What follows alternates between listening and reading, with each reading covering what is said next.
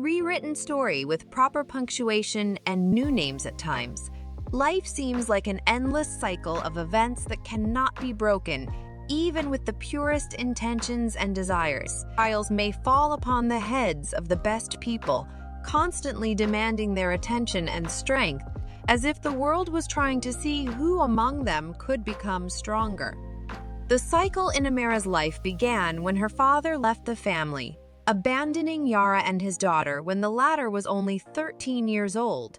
Amara vividly remembers that fateful day when she woke up to the sound of shouting from the next room. An argument between her father and mother had started. The girl did not leave her room to find out what was going on, but from what she heard through the door, she realized that her father had found another woman and was insulting Yara. When the shouting stopped and the front door slammed shut, Amara cautiously went out and found her mother crying in the hallway. She was inconsolable, so Amara understood what had happened. She realized that she would never see her father again and set about comforting her mother, fully aware that their lives would not be the same again. "Mom, I won't leave you. We can manage without him," Amara whispered to her mother, feeling tears on her own cheeks and trying to believe what she was saying. "I'll help more around the house and everything will definitely get better. You will see. Just know that I love you and will never abandon you in times of trouble." That day, Amara took on all of the household chores, skipping school for the first time to help her mother deal with overwhelming problems. She took care of the livestock, gardened, cleaned the barn and house, and finally cooked dinner, as her mother was still shattered after what happened. For the next few days, the girl worked hard, but her efforts were not in vain. Her mother saw the passion with which her daughter wanted to drop everything to help and pulled herself together, returning to work and joining Amara in the garden. Yara began to believe that even without a husband, they could move forward and improve their lives. Looking at Amara, she decided not to give up, to improve their future together no matter what. Everything would have been much better if they lived in the city, but unfortunately, they came from a small and humble village. Although their life had its advantages, it was difficult to live there without a man's help. Both mother and daughter took on the responsibilities of the man who had run off to his mistress in the city. They took turns chopping wood, feeding livestock, handling fertilizers, and weeding the garden. Everything became twice as difficult, but they found warmth and joy in supporting each other in their modest lives. Early risings, constant care for the household, and helping her mother occupied most of Amara's days, leaving her with neither energy nor time for her studies.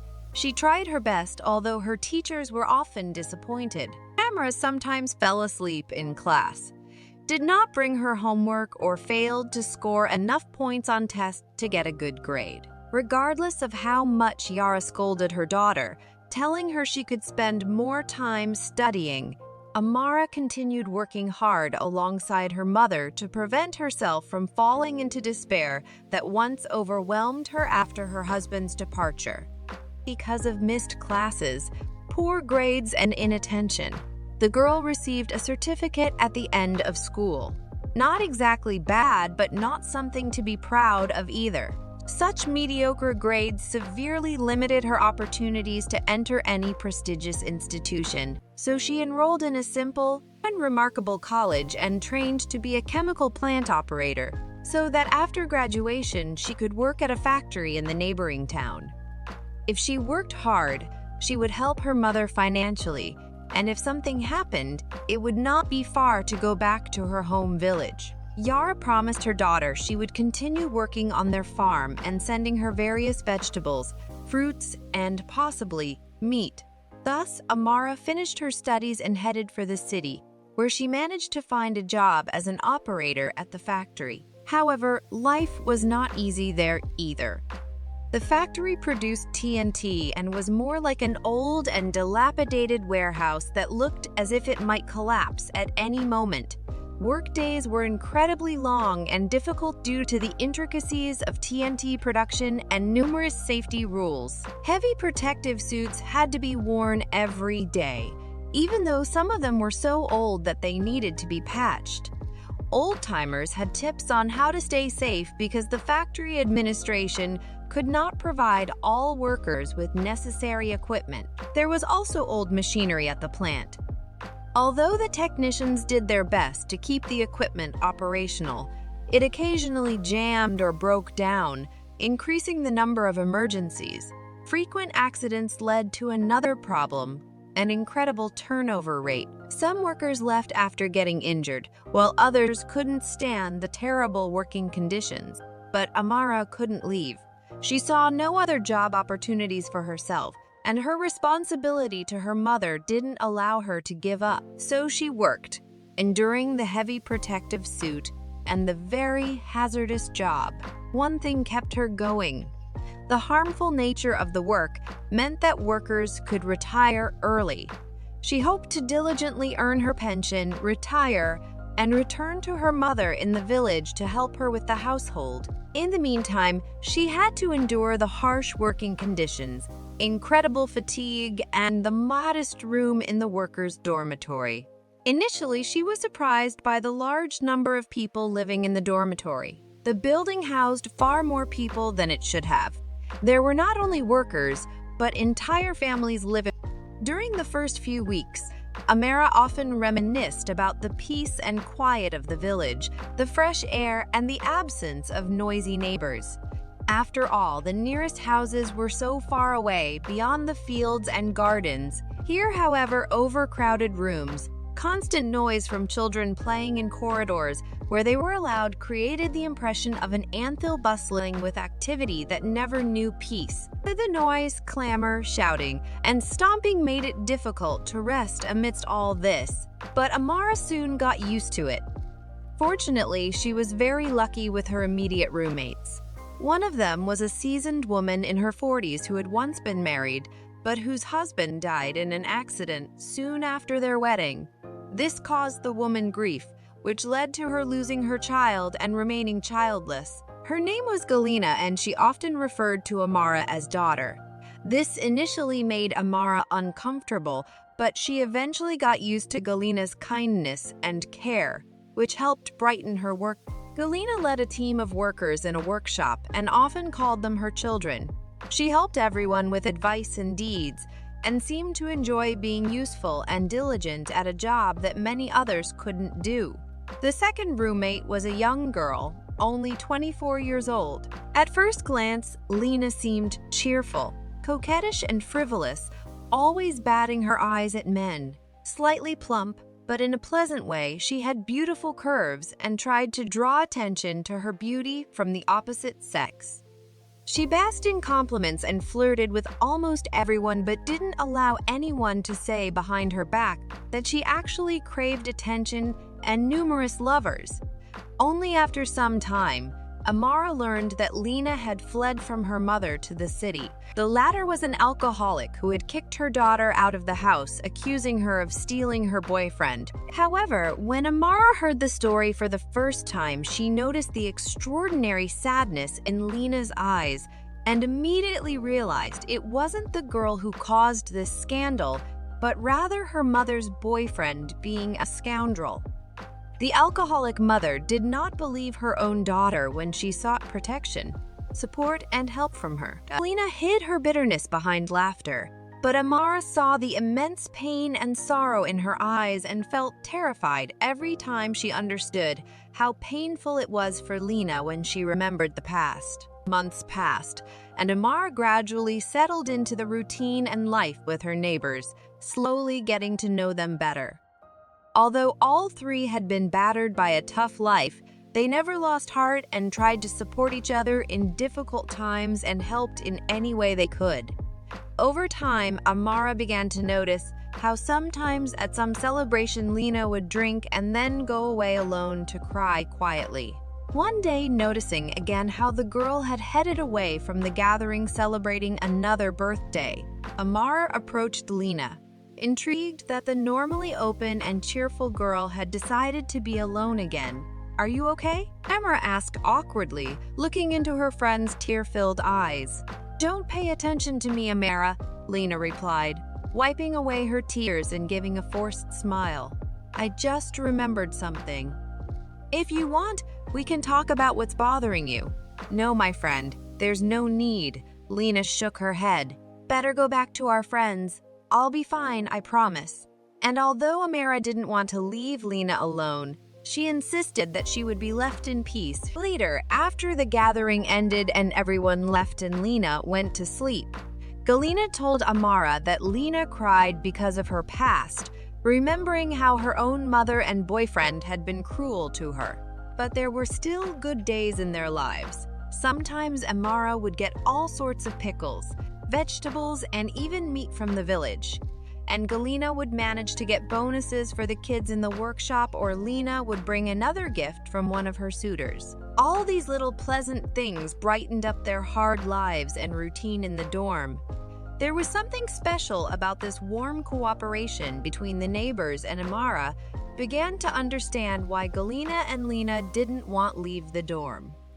Yes, undoubtedly, having your own apartment has its advantages, but there is also something about this life that is more than just coexistence between neighbors. There is something romantic about being ready to help each other at any moment, and it seems that living next to colleagues strengthens friendship and cooperation between workshops. All this is somehow sincere and without pretense.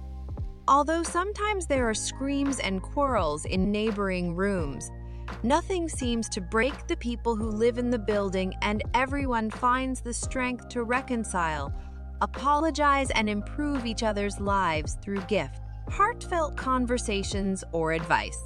Amara loved the dormitory with all its diversity of people and experiences, but she also did not forget her native village and her mother, who continued to manage everything without her daughter's help. Occasionally, Yara visited Amara and always brought treats, whether vegetables and fruits or pickles or jam that she made herself. All this reminded Amara of home and gave her memories of working together on the farm, pickling vegetables or making various jam. One day, after seeing her mother off at the station with bags full of goodies, Amara met a man. It was by chance that he bumped into the girl while she was picking up the bags. "Oh my God, I'm sorry," the man said, catching Amara, who nearly fell over. "I didn't see you there." Amara adjusted the heavy bag on her shoulder and smiled modestly, looking at his handsome, masculine face and seemingly bottomless eyes. She couldn't reply. The sound of his voice was so pleasant that it sent shivers down her spine, and she was afraid to open her mouth. She had never seen such a handsome man before, nor had she heard such a voice, and this made her very confused. "Please let me help you," the man said, seeming genuinely trying to smooth over his clumsiness. "Your bags look so heavy." No, Amara replied, feeling a blush rising on her cheeks as she realized how handsome he was. "I'm used to it," he insisted, and Amara knew she would never forget that charming smile or that velvety voice. The man insisted on helping Amara with her bags, and she gave in to his persistence, allowing him to accompany her. There was something charming about the way he apologized and told her that he had just arrived in the city and was looking for an address. He seemed like a pleasant conversationalist, polite and kind. This was their first meeting. The man, whose name was Alex, turned out to be a real gentleman, behaving like characters in romantic movies or books.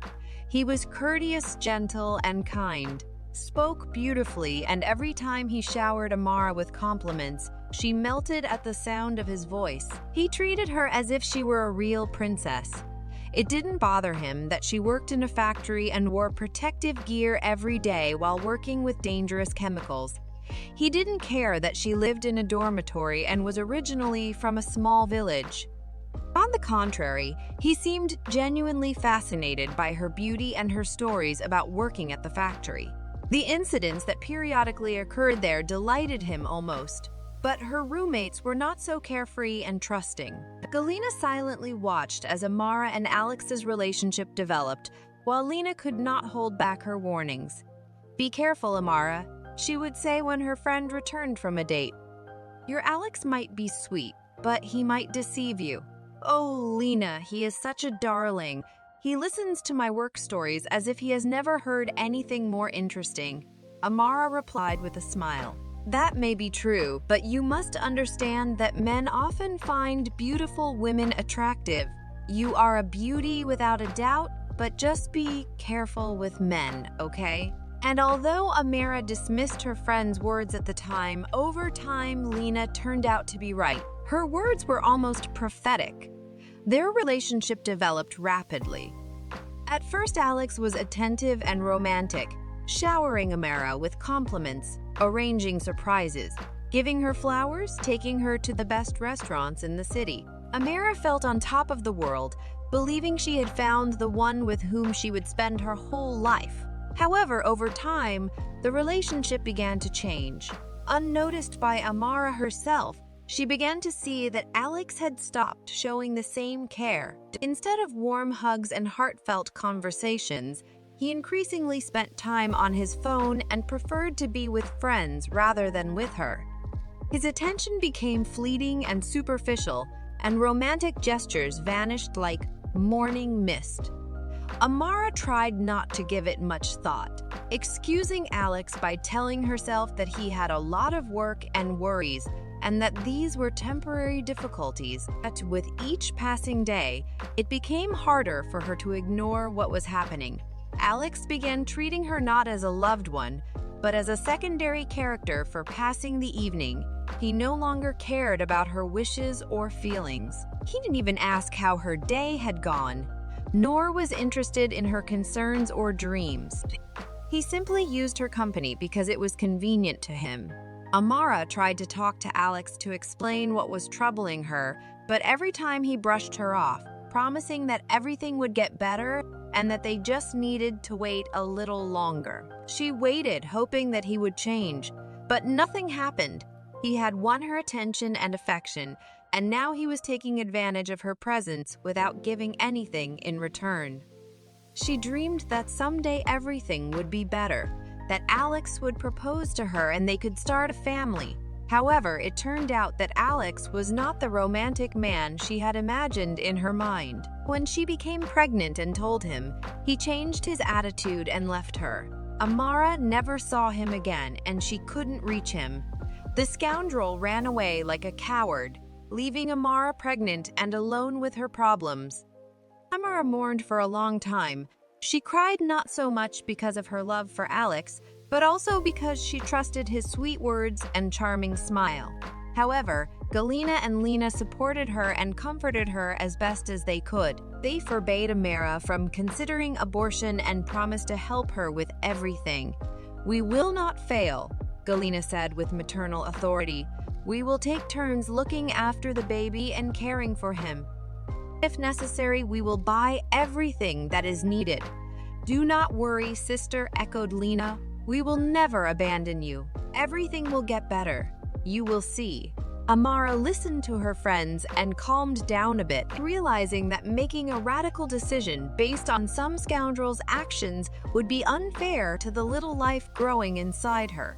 Galina took Amara's hands in hers and honestly told her about how she had lost her own child. For the first time, Galina shared what she had felt when she learned that her body, due to stress and the death of her husband, couldn't cope with the strain, and how doctors had to remove what should have been her child, who she already loved. "That's the way it is, dear," Galina concluded, nodding her head. "Don't worry about getting rid of your child. We have 3 of us and only 1 child. Why can't we handle it? I've looked after all of you in the workshop like you were little children. Another won't frighten me. Believe me, you can raise a child without any men," Lena echoed, smiling. "Men often don't participate in raising children anyway, so what's the difference from a regular family? Your child will be happy. After all, he'll have 3 mothers." The kind words of friends and neighbors warmed Amara's heart. She dismissed thoughts of Alex's vile act and set a new goal: to give birth to and raise the child God sent her. Pregnancy went smoothly. Amara took maternity leave from work and took on household duties so her friends could return home to cleanliness and good food after work. When the time came for Amara's birth, the entire dormitory practically escorted her to the hospital, and when she returned, they welcomed her with a celebration in honor of her new life. Her colleagues, under the clear guidance of Galina, pitched in with gifts, and Amara returned home with a whole pile of baby clothes, diapers, and essentials for a new mother. Lena and Galina also bought a beautiful cradle and some soft toys for Samuel, who Amara named, meaning God has heard Hebrew. Everyone helped Amara, sometimes covering for her at work or taking care of Samuel while she got some sleep and rested. Galina, who always played the role of everyone's mother, even managed to convince the management to allocate a small utility room and a cot for Amara so she could nap during her work breaks. This helped her to worry less about the difficulty of balancing work and motherhood. At first, Amara thought about taking Samuel to her mother, but she quickly realized that her elderly mother, who managed the household, wouldn't be able to give her grandson the necessary attention. She was struggling on her own, as it was, but the close-knit family that Amara found among her dormitory neighbors quickly convinced her differently. Within these walls, she always has someone to rely on, someone who can look after her son without asking anything in return. Years passed, and Samuel grew into a smart and active boy who caused no problems for anyone. He was kind and honest, always trying to help the little ones in the dorm, and seemed nothing like his absent father. The whole dorm sent him off to first grade with several friends his age. They supported each other through everything, including homework and school supplies like notebooks, and Samuel did not seem to suffer from his father's absence and grew up happy and kind, making his mother proud. Continuing to work at the factory, Amara tried not only to support her mother in the village, but also to provide a good life for her son. Although she knew she couldn't give him expensive toys or clothes, the boy was happy even with picnics in the park or walks with Galina and Lena on weekends. But then another misfortune struck. There was another emergency at the factory caused by a dangerous malfunction of old equipment. Workers noticed the increasing pressure in tanks and rushed to fix it, but they couldn't lower it in time. One valve blew off, hitting Amara right in the head. Amara doesn't remember being dragged out of the factory. She has fragmented memories of doctors, the gentle rocking of an ambulance taking her somewhere, then darkness. She has a severe traumatic brain injury. We induced a medical coma and are doing everything we can to stabilize her condition, said the imposing doctor as he informed Galina and Lena, who were holding Samuel, who was tearful. But our preliminary prognosis is quite promising. We are confident that the treatment will be successful, said the man, trying to comfort the women with a gentle smile. During Amara's recovery, Galina and Lena took care of Samuel, alternating between looking after the boy and trying to support him in every possible way. They also visited Amara together, and the child often clung to his mother's hand, whispering to her as she lay unconscious on the hospital bed. Slowly but surely, Amara began to recover. After the injury, however, she was left with a significant scar on her head, which gradually became covered with thick hair and a nervous tic. At first, she could not even speak, only incoherent sounds like moans escaping her lips. Despite this, Galina, Lena, and Samuel were happy to see her recovering. They believed in optimistic forecasts from the doctors and helped in every way they could. Sometimes they just stayed with her and told her everything would be okay. Other times they praised Samuel's success in school, which seemed to motivate him to study again as soon as his mom woke up. Yet Amara found it hard to believe that everything would be all right. She was more afraid not for herself, but for her son. She saw how fearlessly the boy looked at her while she was recovering, but she understood that the scar on her head must have terrified him, and her inability to speak normally with him must also have frightened him. But no matter how scared Amara was, Samuel showed his best side. When Amara was discharged from the hospital, he, along with Galina and Lena, took care of her and helped her with everything. Sensitive to others' suffering and incredibly kind, the boy helped his mother cope with the speech disorder she had after the injury. He patiently and lovingly talked with her, encouraging her not to give up and celebrating every small victory. There were often times when he understood what his mother wanted to say when others could not. This gave Amara hope for a brighter future, and she often cried tears of joy, realizing how lucky she was with her son. He truly was her pride and a real gift from God. Returning to work at the factory, Amara encountered support from her colleagues. They supported her and helped her when needed during her recovery in the dorm. They understood well that such a tragedy could happen to anyone, and the fact that Amara survived and was capable of working was considered a small miracle. After all, fatal accidents are not uncommon in our line of work. So they considered Amara lucky and were glad that she was alive. Little by little, life got better, and Amara began to go for walks again, though she often caught the judgmental glances of strangers. Although neither Galina, Lena, nor Samuel were afraid of her tick or scar, Amara was well aware of how uncomfortable it makes other people to see her. More than once, she saw mothers clutching their children or picking them up and hurried away from her. The realization of this fear by others made Amara feel ashamed and resentful. One day, after a walk, Samuel convinced his mother to go to the store and buy something nice to make Galina and Lena happy when they get home. Amara did not object, continuing to communicate with her son and answering him. Though not in the same way as before, she still talked to her son and he understood her. The woman did not notice that she was being noticed, absorbed in talking to Samuel, who told her about something he read in a new book that fascinated him the previous. "Oh, Holy Virgin Mary!" Suddenly it sounded nearby. Amara looked up and saw a woman in her 30s covering the girl's ears. Her face was clearly disgusted, and immediately Amara realized that the stranger's reaction was due to her presence and speech. "How can you not be ashamed to go out in public?" the stranger wailed. "You are so ugly and you cannot speak at all. You should stay at home and not embarrass yourself. Why aren't the guardianship authorities interested in you? Your son would be better off with another family, not such a mother." Amara lowered her gaze, listening to this scolding and the same sadness she felt before returned to her heart. Perhaps Samuel would be better with someone else, she thought. Not a mother who looked awful and could not speak after the accident. The stranger continued to say, "Shame on you. You scare decent people and children in the street, and your son is a disgrace.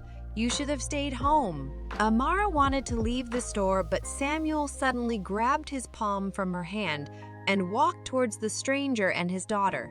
"Shut up!" the boy shouted, stomping his foot and looking angry. It was the first time Amara had ever seen her son so upset by another's words. "Are you not ashamed to judge others?" Samuel spoke loudly, scowling at the woman. "My mom is a hero. She was scarred and injured when she rescued people in the factory. How dare you swear at her? She is a hero." He continued to speak, but Amara didn't listen. She turned away from him and walked away. Amara looked around, seeing that their argument had attracted the attention of other shoppers and store employees. She stepped towards her son, trying to grab his shoulder to lead him away, but the boy stomped his foot again, though tears glistened in his eyes. "I am proud of my mom because neither injuries nor trials have broken her." Samuel continued his tirade. "I am proud that she keeps living, that she makes me smile, and that, no matter what, she loves me with all her heart." The stranger was taken aback by the child's assertion, noticing that all the customers and store clerks were looking at them with disapproval. Ashamed, she hastily grabbed her daughter and rushed out of the store, leaving her basket of groceries on the floor.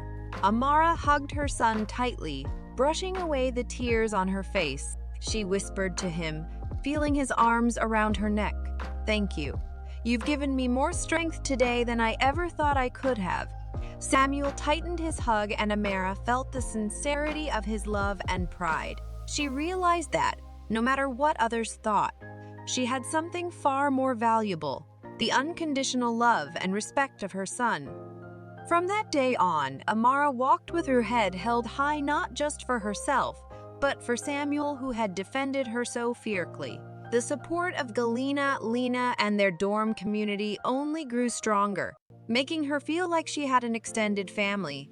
Years went by, and Samuel grew into a fine young man, excelling in school and later securing a scholarship for a prestigious university. He always attributed his success to the unwavering love and strength he received from his mother and their community. Amara continued working at the factory, eventually taking on a supervisory role, which allowed her to help implement safety measures that prevented further accidents. Her colleagues respected her deeply, not only for her courage and resilience, but also for her dedication to making the workplace safer for everyone. When Samuel graduated with honors and secured a job he loved, he made a promise to himself: he would take care of his mother and give her the life she deserved. He fulfilled that promise by buying a comfortable house where they lived together. But Amara often visited the dormitory, as the bonds she had formed there were unbreakable. Galina and Lena remained close friends, sharing the joys and challenges of life together. They watched proudly as Samuel grew up, knowing that they had played a role in his upbringing. They celebrated his successes as if they were their own, and he in turn treated them with respect and affection as a family. In later years, Amara reflected on her journey from the days in the dorm to the hardships and triumphs.